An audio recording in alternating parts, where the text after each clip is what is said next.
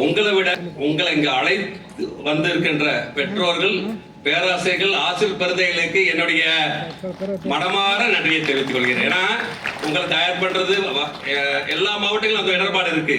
March இறுதியிலே தேர்வு நடந்துட்டு இருக்கு. உங்களை அழைத்து வந்தது பெரிய ஒரு வெற்றிக்கான முதல் படியா நான் நினைக்கிறேன். எனக்கு என்னுடைய குருமார்கள், ஆசான்கள் சொல்லி கொடுத்தது, இளங்கோ உன்னுடைய வாழ்க்கையில ஏதாவது ஒரு திருக்குறள்ல கடைசி வரையே கடைபிடிக்க முடியுமான்னு கேட்டாங்க. அதே கேள்வி நான் உங்ககிட்ட கேட்கிறேன். ஏதாவது ஒரு குறள், அதிகாரம் இல்ல, கள்ளுண்ணாமை, பிறன்மனை, வாய்மை, நிறைய இருக்கா? ஏதோ ஒண்ணு கடைசி வரைக்கும் நான் என்னோட ஆயுள் முழுக்க இந்த குறள் மட்டும்தான். இது நான் பிசகவே இல்லை. இதை நேரடியா நேர்கூட இருக்கேன் சொல்ல முடியுமா? இனிமேலாவது நம்ம ஆரம்பிக்கலாமா? நேர்மையா எதிர்காலத்தில் நீங்க பெரிய பதவிக்கு வருவீங்க. இந்திய ஆட்சி பணி, இந்திய காவல் பணி, இந்திய வனப்பணிக்கு வருவீங்களா?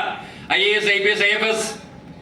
லஞ்சம் காசு 5 காசு வாங்காம இருக்க முடியுமா? எவ்வளவு அழுத்தம் வந்தாலும் நிமிர்ந்து நிற்க முடியுமா? அந்த மன உறுதி எடுத்துக்கலாமா? மகிழ்ச்சி. நானும் கள்ளுண்ணாமை அதிகாரத்தின்படி இது வரைக்கும் நான் சரியாவே இருக்கேன்.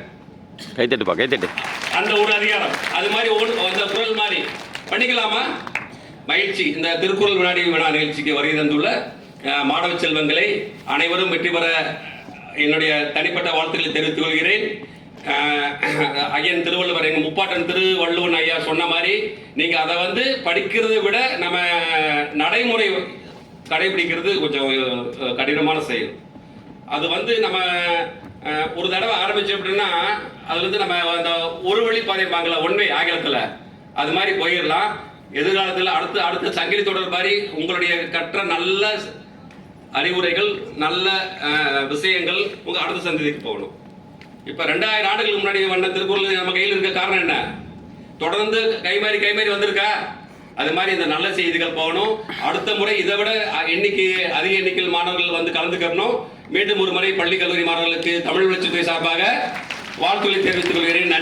நன்றி.